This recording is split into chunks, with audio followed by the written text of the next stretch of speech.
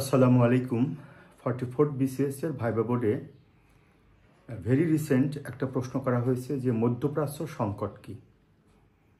তো আগেই বলে রাখি যে মধ্যপ্রাচ্য সংকট বা মিডল ইস্ট ক্রাইসিস এটা ইন্টারন্যাশনাল পলিটিক্সে অত্যন্ত ইম্পর্টেন্ট একটা ইস্যুস এবং এটি বিসিএস সহ যে কোনো কম্পিটিটিভ চাকরির প্রিলিমিনারি টেস্ট, রিটেন টেস্ট এবং ভাইবা ভোজ তিনটা অংশের জন্য গুরুত্বপূর্ণ।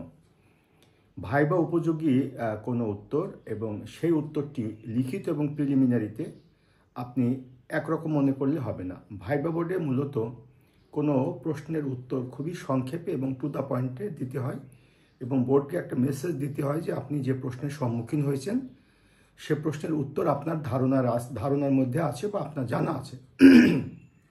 তো এখন মধ্যপ্রাচ্য সংকট কি? আসলে আমি যদি এই সংকট শব্দটিকে যদি বিশ্লেষণ করি তাহলে এটির বিভিন্ন অর্থ হতে পারে, তবে এখানে এই সংকট শব্দটির অর্থ কিন্তু এক ধরনের অস্থিরতা কিংবা এক ধরনের অস্বাভাবিক পরিস্থিতি। মধ্যপ্রাচ্য বলতে আমরা একটা বিশেষ অঞ্চলকে বুঝে থাকি, যে অঞ্চলটির অবস্থান এশিয়া মহাদেশ, আফ্রিকা মহাদেশ এবং ইউরোপ মহাদেশের সংযোগ স্থলে।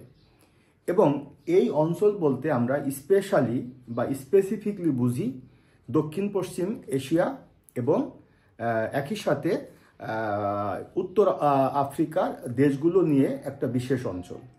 তাহলে মধ্যপ্রাচ্য সংকট বলতে তাহলে আমরা কি বুঝছি? মূলত মধ্যপ্রাচ্য সংকট বলতে আমরা এই যে অঞ্চলের কথা বললাম মধ্যপ্রাচ্য, এই অঞ্চলের রাজনৈতিক, অর্থনৈতিক, সামরিক এবং ভূ রাজনৈতিক কিছু অস্থিরতাকে বুঝে থাকি।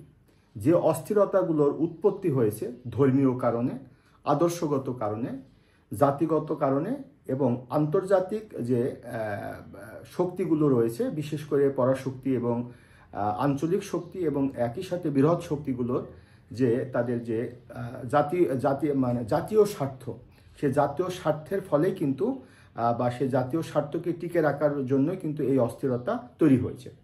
অর্থাৎ আমি যদি বলি এখানে সৌদি আরব একটি আঞ্চলিক শক্তি, ইরান একটি আঞ্চলিক শক্তি, এই দুটি রাষ্ট্রের মধ্যে যে দ্বন্দ্বটি আছে সেটি হচ্ছে আইডিওলজিক্যাল কনফ্লিক্ট বা আদর্শগত দ্বন্দ্ব। সৌদি আরব যেখানে আরব জাতীয়তাবাদকে প্রমোট করে, পক্ষান্তরে ইরান সেখানে পার্সিয়ান যে জাতীয়তাবাদ সেটিকে প্রমোট করে। সৌদি আরব যেখানে ধর্মীয় দৃষ্টিভঙ্গি থেকে সুন্নি ধর্মাবলম্বী বা এই আদর্শকে প্রমোট করে, ইরান সেখানে শিয়া ধর্মাবলম্বী এই আদর্শকে প্রমোট করে।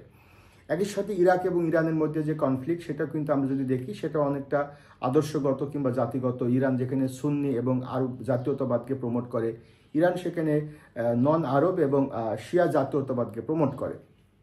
এরপরে যদি আমরা আরও বিশেষ যে আন্তর্জাতিক শক্তিগুলো যদি দেখি, সেখানে রাশিয়ার স্বার্থ রয়েছে, চীনের স্বার্থ রয়েছে, ব্রিটেনের স্বার্থ আছে, ফ্রান্সের স্বার্থ আছে, আমেরিকার স্বার্থ আছে, ইসরায়েলের সাথে প্যালেস্টাইনের যে একটা ঝামেলা আছে, তারপরে সেখানে আরব বসন্তের একটা প্রভাব রয়েছে। এই সব কিছু কারণে মধ্যপ্রাচ্যে যে স্বাভাবিক অবস্থা, সেই স্বাভাবিক অবস্থা সেখানে বিরাজ করে না, অস্বাভাবিক অবস্থা বিরাজ করে। অনভিপ্রেত, অপ্রত্যাশিত কিছু ঘটনা সেখানে ঘটে থাকে, যেটা কোনোভাবে কাম্য নয়। তাহলে এই মধ্যপ্রাচ্য সংকট তাহলে বলতে আমরা এখানে কি বুঝতেছি? মধ্যপ্রাচ্য সংকট বলতে বলছি এটি একটি ভূ রাজনৈতিক অস্থিরতা, এটি একটি অর্থনৈতিক অস্থিরতা, এটি একটি রাজনৈতিক অস্থিরতা এবং এই অস্থিরতাগুলোর পেছনে দায়ী আছে জাতিগত কিংবা আদর্শগত কিংবা আন্তর্জাতিক সম্প্রদায়ের বা বিশেষ করে আন্তর্জাতিক শক্তিগুলোর, পরাশক্তিগুলোর যে তাদের জাতীয় স্বার্থ, সেই জাতীয় স্বার্থকে কেন্দ্র করে মূলত এই অস্থিরতা বিরাজমান। এবং এই অস্থিরতার উদাহরণ হিসাবে যদি আমরা বলি, সেটি হচ্ছে সাম্প্রতিক সময়ে ইসরায়েলের সাথে লেবাননের হিজবুল্লাহর যে কনফ্লিক্ট কিংবা ইসরায়েলের সাথে হামাসের যে কনফ্লিক্ট এবং একই সাথে সেখানে যে আরব বসন্ত হয়েছে, আরব বসন্তের মাধ্যমে বিভিন্ন সরকারের পতন হয়েছে এবং সর্বোপরি ইরানের সাথে আমেরিকার কনফ্লিক্ট, ইরানের সাথে ইসরায়েলের কনফ্লিক্ট এবং রাশিয়ার সাথে ইরানের যে মিত্রতা, একই সাথে সৌদি আরবের সাথে আমেরিকার যে মিত্রতা, এই সবগুলো কিন্তু মধ্যপ্রাচ্যকে কেন্দ্র করেই বা মধ্যপ্রাচ্যকে আবর্তিত হয়েছে, মধ্যপ্রাচ্যের বিভিন্ন বিষয়কে কেন্দ্র করে। কাজেই সংক্ষেপে যদি আমরা একটু ভাইবা উপযোগী উত্তর বলি যে মধ্যপ্রাচ্য সংকট বলতে কি বোঝায়, তাহলে সেটির উত্তর হবে স্যার, মধ্যপ্রাচ্য সংকট বলতে এই অঞ্চলের রাজনৈতিক, অর্থনৈতিক, ভূ রাজনৈতিক এবং সামরিক অস্থিরতাকে বোঝায়। আর স্যার এই অস্থিরতার আর উৎপত্তি হয়েছে সেটি হচ্ছে আদর্শগত কারণে, ধর্মীয় কারণে, জাতিগত কারণে এবং বৈশ্বিক শক্তিগুলোর জাতীয় স্বার্থের যে সংঘাত সেটির কারণে স্যার এই অস্থিরতা তৈরি হয়েছে।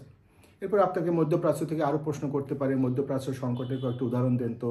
এরপরে আপনাকে জিজ্ঞাসা করতে পারে আরব বসন্ত কি, ফিলিস্তিন ইসরায়েলের যে দ্বন্দ্ব সেটির কারণটা কি, ফিলিস্তিন রাষ্ট্রের ভবিষ্যৎ কি, তারপরে বর্তমানে আমেরিকার প্রেসিডেন্ট ট্রাম্পের মধ্যপ্রাচ্য নীতিটা কি, কিংবা মধ্যপ্রাচ্য সংকটের ফলে আন্তর্জাতিক রাজনীতিতে কি প্রভাব পড়তে পারে, বাংলাদেশে এর কি প্রভাব পড়তে পারে, মধ্যপ্রাচ্য সংকটের অর্থনৈতিক প্রভাব কি, মধ্যপ্রাচ্য সংকটের ভূরাজনৈতিক প্রভাব কি, মধ্যপ্রাচ্য সংকটের যদি আমি বলি যে বৈশ্বিক প্রভাব কি, মধ্যপ্রাচ্য সংকটের আঞ্চলিক প্রভাব কি, বিভিন্ন প্রশ্নগুলো করতে পারে। তো আমি আমার যারা ভাইবার স্টুডেন্ট, বর্তমানে 44তম বিসিএসে আমার এই মুহূর্তে 580 জন প্লাস স্টুডেন্ট ক্লাস করছে, 580 জন স্টুডেন্ট ক্লাস করছে। আমি 29 বিসিএস থেকে ভাইবার স্টুডেন্টদেরকে পড়াচ্ছি। প্রতি বছর অসংখ্য স্টুডেন্ট আমার কাছে ভাইবার 7 ক্যাডার অফিসার হচ্ছে। বর্তমানে 44তম এবং 45তম বিসিএসের ভাইবা কোর্সে ভর্তি চলছে এবং একই সাথে প্রিলিমিনারি এবং লিখিত, আন্তর্জাতিক বাংলাদেশ আমি লিখিততে পড়াই, প্রিলিমিনারিতে পড়াই এবং ভাইবা পড়াই। তো আমি যাদেরকে পড়াই তাদেরকে সবসময় যে কথাটা বলার চেষ্টা করি যে মধ্যপ্রাচ্য সংকট এটি সব সময়ের জন্য গুরুত্বপূর্ণ। এখন এখানে আমাকে সময়ের আবর্তে মধ্যপ্রাচ্যের কোন বিষয়টি গুরুত্ব পাচ্ছে, কোন অঞ্চলটি গুরুত্ব পাচ্ছে, কোন সংঘাতটি গুরুত্ব পাচ্ছে সেটিকে আমাকে চিহ্নিত করতে হবে এবং সেভাবে আমাকে প্রস্তুতি নিতে হবে।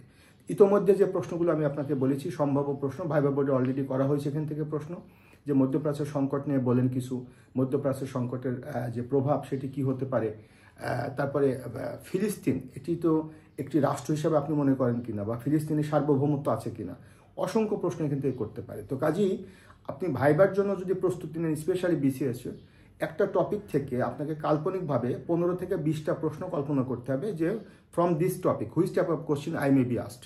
যদি আপনি এভাবে কল্পনা করেন যে middle east crisis, what is middle east crisis, what is the reason behind middle east crisis, what is the result of middle east crisis, what is the impact of middle east crisis, এই ইম্প্যাক্টের মধ্যে what is geopolitical impact, what is economic impact, what is political impact, আবার সেই ইম্প্যাক্টগুলো regional অ্যাসপেক্টে, সেই ইম্প্যাক্টগুলো global অ্যাসপেক্টে, সেই ইম্প্যাক্টগুলো বাংলাদেশের অ্যাসপেক্টে, বিভিন্নভাবে আপনাকে কল্পনা করে আপনাকে একটা প্রশ্ন তৈরি করতে হবে এবং সেই প্রশ্নের একটা উত্তর তৈরি করতে হবে। এবং ভাইবা বোর্ডে যদি সেই প্রশ্নটি আপনার কমন পড়ে যায় তাহলে আপনি কিন্তু অন্যদের তুলনায় ভালো আনসার দিতে পারবেন, কেননা এটি আপনি আগে থেকে প্রস্তুত করে রেখেছেন।